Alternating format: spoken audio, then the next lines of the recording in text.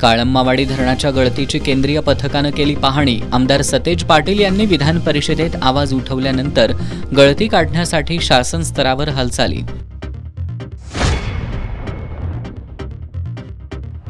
केंद्रीय गृहमंत्री अमित शहांवर अॅट्रॉसिटी अंतर्गत गुन्हा दाखल करावा तसंच त्यांनी राजीनामा द्यावा.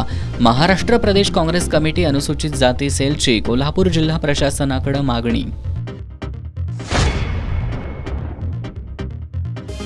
अनुदान टप्पा वाढीसह अन्य मागण्यांकडे लक्ष वेधण्यासाठी राज्य कायम विनाअनुदानित शाळा कृती समितीचं शिक्षण उपसंचालक कार्यालयासमोर धरणं आंदोलन.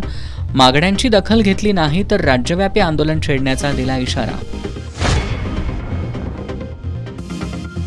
ऐतिहासिक कागदपत्रांचा ठेवा असलेल्या पुरालेखागार इमारतीच्या सुरक्षिततेकडे होत असलेल्या दुर्लक्षाबद्दल परीख पूल नूतनीकरण समितीनं व्यक्त केली नाराजी. समितीच्या पाठपुराव्यानंतर आज शासनाच्या विविध विभागांच्या अधिकाऱ्यांनी केली इमारतीची पाहणी.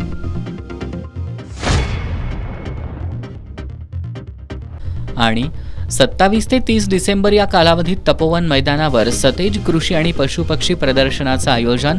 प्रदर्शनाची जय्यत तयारी.